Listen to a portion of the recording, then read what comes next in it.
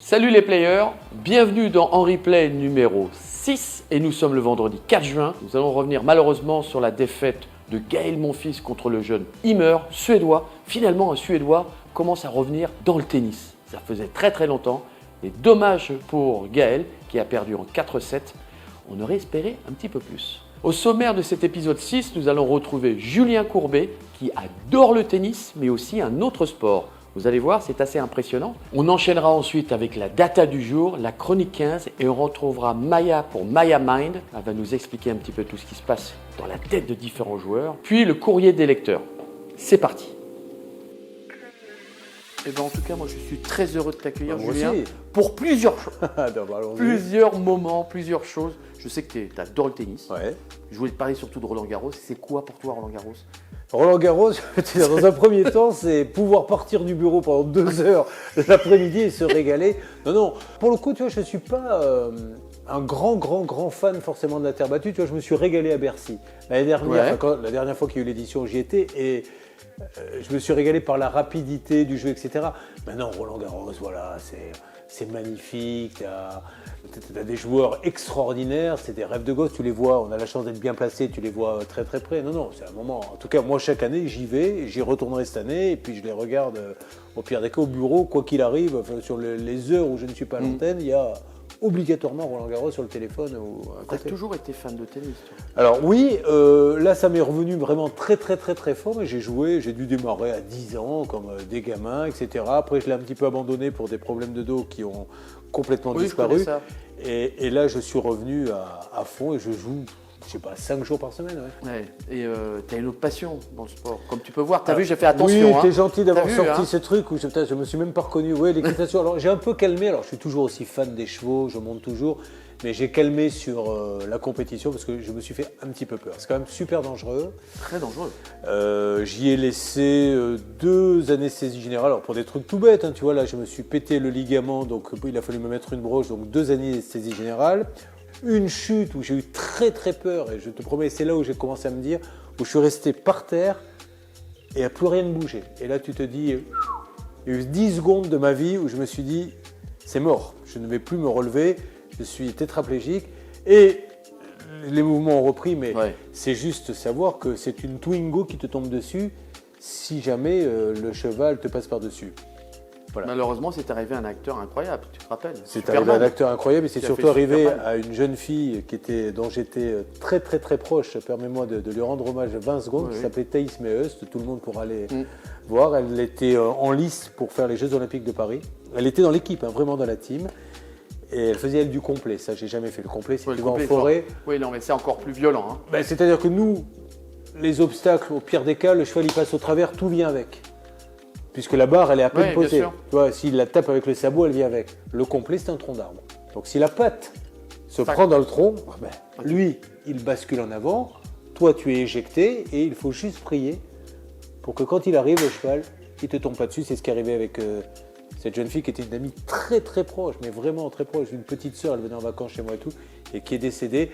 Et à partir du moment où ça s'est arrivé, j'ai arrêté la compétition. Donc maintenant, je le fais pépère, samedi, dimanche. C'est moi qui décide, non, c'est trop, on baisse, j'ai pas envie aujourd'hui, je préfère juste faire une petite balade. Je le fais à mon rythme. Mais ça reste une sensation extraordinaire. Enfin, j'ai connu des moments exceptionnels avec le cheval.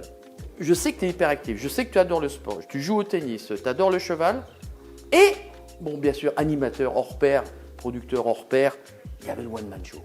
C'était quelque chose depuis pour toi. Depuis le début, oui. Mais t'écris depuis l'âge de 18 ans. Depuis tout petit. En fait, là, les gens se disent, mais qu'est-ce que tu as fait pour arriver au One Man Show? Non, c'est qu'est-ce que j'ai fait, qu'est-ce qui s'est passé pour que j'arrive à la télé, puisque la logique aurait voulu que ce soit ça mon premier métier, puisqu'au départ, je suis donc sur des radios libres à Bordeaux, etc. Je fais des sketchs à la radio. J'ai une émission de sketch l'émission s'appelle Gaga et Juju, c'est des fausses pubs, etc. Il se trouve qu'un autre animateur invite Jacques Martin, qui à l'époque était au top, etc. Et à la fin de son interview, dans une autre émission qui n'a rien à voir avec la mienne, il essaie de se placer, normal. Ne cherchez pas quelqu'un à Paris et tout. Et Jacques Martin lui dit, je cherche effectivement, mais un auteur. Et le mec a été bon camarade. Il m'a dit, écoute, je te donne le tuyau parce que moi je ne suis pas auteur. J'envoie des cassettes à Martin, ça dure 6 mois. Je lui envoie une cassette, il me dit par courrier, c'est drôle, mais j'ai peur que vous m'ayez mis le meilleur. renvoyez-en une autre. Et j'en envoie comme ça 40. Normalement, j'ai dit, c'est bon, quoi, là, maintenant. Et un jour, il appelle, je n'y crois pas d'ailleurs, je pense que c'est un mec qui me fait une blague. Tu sais, quand tu décroches, tout d'un coup, tu fais bonjour, c'est Jacques Martin. Je dis oui, moi je lui dis, moi, c'est. Moi, c'est Pollux. Exactement, c'est Pollux. Allez, au revoir Jacques. Et puis je m'aperçois que c'est lui. Il me fait monter à Paris. Donc mon job à ce moment-là à Paris, d'ailleurs en radio je change, je vais sur Rire et Chanson. Mon job, c'est de me lever le matin et d'écrire du sketch. Voilà, du kilomètre. Et le hasard a voulu qu'à ce moment-là, Gérard Louvain, le producteur, alors pour le coup, je survivais, parce que là, c'était un grand monsieur, Jacques Martin, mais on ne vivait pas avec ce qu'on gagnait. Donc je faisais serveur dans les bars pour pouvoir payer le loyer de l'appartement à Paris, etc. Et Louvain appelle et me dit, voilà, moi j'ai Jean-Pierre Foucault qui fait Sacrée Soirée, tout ça, mais je cherche un autre animateur, un jeune, qui sera là, petit à petit. Et il me dit, voilà, je le rencontre, il me dit, voilà, je vais vous faire un contrat, je vois le contrat, je dis, merde, putain, c'est fini les bars, c'est un contrat super sympa, tu vois, à l'époque, c'était quand même quelque chose, ça remonte, c'était des francs, mais c'était 25 000 francs, c'était énorme. Et il me dit, j'ai vu vos cassettes, on m'a parlé de vous, etc. Bon, et j'ai dit, allez, j'y vais, de toute façon, j'aurai toujours le temps de revenir. Alors, chez Jacques Martin, j'étais sur le point de m'écrire un one-man show. J'ai dit, je remets ça, petite parenthèse télé, je vais pouvoir me louer un appartement un peu plus grand, plus une chambre de bonne, vivre un petit peu. Et là, le compresseur de la télé, une émission qui amène tout de suite une deuxième, une troisième, tu deviens producteur, machin. Et tu te réveilles un matin et tu te dis, mais t'avais envie d'aller sur scène. Pourquoi tu n'y as pas été ? J'ai repoussé 10 fois l'échéance parce que, et à juste raison, tout le monde me disait, attends, un animateur télé qui va sur scène, laisse tomber, tu vas te faire défoncer, tout ce qui est vrai. Hein. Bah oui. La blague que je raconte souvent, dans la queue, une fois ça m'est arrivé, queue à la Fnac, je suis derrière un couple. Et il y a le tableau. Et sur le tableau des spectacles, il y a Florence Foresti, Comte de Boudherbala, Benoît, machin, Julien Courbet. La femme dit à son mari, tiens, on pourrait prendre 2 places pour aller voir Florence Foresti à Bercy. Et lui fait, j'étais juste derrière. On va pas aller voir Florence Foresti à Bercy, ok, mais c'est à l'autre bout. Il va falloir partir 2 heures avant. Ouais. Putain, non, trouve un truc, c'est à 21h, on va sortir à 23h, j'ai pas envie de me coucher tard, il n'y a pas un truc facile qui démarre tout. Elle regarde, moi j'étais dans une salle de théâtre de 90 places, qui était justement à côté de chez eux. Elle dit, apparemment, regarde, à 19h30, c'est juste à côté de chez nous, il y a Julien Courbet. Et là, il lui fait, bon, prends 2 places pour Florence Foresti. Et j'ai lutté contre ça, mais j'y étais quand même, et je m'en fous. Et ma plus grande fierté, c'est que je me suis dit, j'ai eu les couronnes d'y aller, parce que les gens, ils se disent, mais pourquoi ce type-là va nous faire rire ? Il aide les gens à la télé, présente Capital, on peut pas dire qu'on se bidonne beaucoup pendant Capital. Et le coup, c'est que je me suis dit, vas-y mollo au début, vas-y modestement, apprends le métier, ne te dis pas, parce que je connais du monde, tiens, je peux me réserver l'Olympia. Pendant un an, Henri, ça a été à la fois terrible et extraordinaire. J'ai joué dans des bouges que tu n'imagines même pas. Des salles de 40 places, des restaurants. Parce que le producteur, il m'a dit, mon vieux, si tu n'es pas capable de faire ça, tu n'iras jamais sur scène. Parce qu'aller sur scène, c'est aller au combat. Mais en fin de compte, ce que tu nous racontes là, c'est un peu comme un sportif. Que ça soit à cheval, que ça soit en tennis, tu commences dans les petits endroits pour pouvoir grandir, de faire tes clashs. Je suppose que tu as dû, comme beaucoup, prendre ta bagnole. Moi, j'avais une copine qui était moins de 6, etc., pour gagner sa vie, prenait sa bagnole, allait faire 2 matchs dans la journée à 280 km, dormait dans un campanile, parce que ça rapportait rien. Elle gagnait 300 ou dans la voiture. Ou dans la bagnole, pour aller repartir. Et ouais, c'est ce qui fait qu'après, celui qui en a le plus, il va un petit peu plus loin, au-delà du talent, quoi. Eh bien, merci Julien. Merci à vous et longue vie alors. Bah ouais, attends, on y va, bien sûr. La data du jour, elle est très fruitée. Et oui, si vous aimez vraiment les fruits, vous allez être servi, c'est le cas de le dire. Pendant la quinzaine de Roland-Garros, on mange 1 tonne de bananes. Pendant la quinzaine, 1 tonne de bananes. Il faut savoir aussi qu'un Français mange à peu près 12 kilos de bananes par an. Et c'est pas terminé dans cette data exceptionnelle. Pendant Roland-Garros, on mange à peu près 150 000 sandwichs. On aime ça, les sandwichs. Pour finir, bien sûr, un petit peu de sucreries, ce qui va plaire un petit peu à tout le monde. On va manger 30 000 gaufres et crêpes. Ça mange pendant Roland. Chronique 15. Aujourd'hui, je reviens sur Roland-Garros 85. Vainqueur Mats Wilander contre Ivan Lendl. Et chez les femmes, nous avons eu Chris Evert contre Martina Navratilova 3-7. Mais surtout, il y a eu quelque chose de positif pour moi, démoniaque. Pourquoi?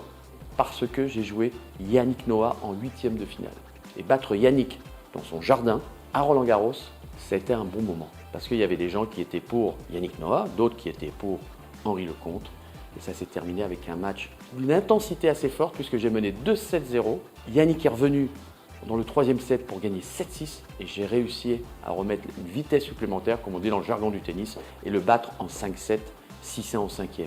Ce qui m'a permis de pouvoir avancer, d'y croire et surtout de progresser et d'aller et de faire la carrière que j'ai fait derrière. Je voudrais revenir surtout, et j'ai une pensée très forte à Patrice Dominguez qui m'a beaucoup aidé lors de ce match contre Yannick. C'est d'ailleurs grâce à ses conseils que j'ai réussi à passer le cap supplémentaire et de faire aussi une très très belle saison suivante en 86. Mais ça, c'est pour un autre jour.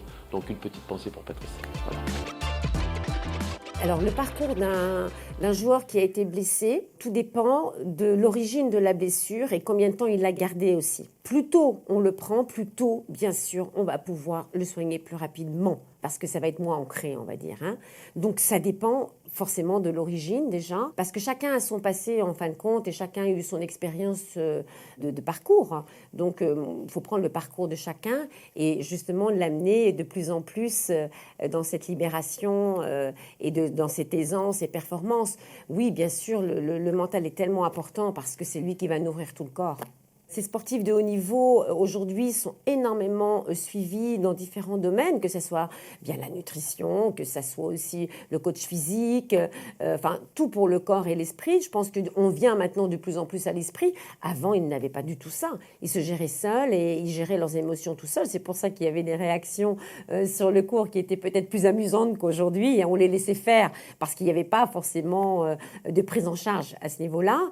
Mais maintenant, je pense que tout sportif de haut niveau peuvent se faire accompagner et ça ne sera qu'une clé mais énorme pour lui supplémentaire pour être de plus en plus performant aussi et arriver peut-être à une performance beaucoup plus rapidement qu'un sportif peut-être d'avant. Oui, certes. Courrier des lecteurs, c'est vraiment une chronique que j'aime beaucoup. Il y a des questions un petit peu bizarres mais celle-ci, elle est pas mal. C'est Edouard qui me pose la question, je prends ma voiture et je dois emmener 3 personnes avec moi. Là, pas simple, parce que tu ne veux pas te fâcher avec tout le monde. Mais là, il faut prendre 3 personnes avec qui, à la limite, tu n'as jamais voyagé. François-Xavier de Maison, on peut prendre derrière encore nous. Et là, je crois qu'il y en a qui vont être contents. Benoît Poulvord. Pas mal ça. Et puis on se termine, peut-être, mais je ne sais pas s'ils s'entendent tous bien, un petit Laurent Gérard. Voilà. Alors une autre question de Philippe, ça souvent on me le demande. Il me dit, je suis collectionneur, puis-je avoir quelque chose de toi? Pas facile, parce que si à chaque fois que quelqu'un m'appelle ou me demande quelque chose, je l'envoie, je n'ai plus rien, moi je vais finir en caleçon. Pas possible ça. Donc je vais y réfléchir, Philippe. Franck, tu me poses une question qui est assez compliquée, puisque Roger Federer quand même est le meilleur joueur du monde, avec Rafael Nadal.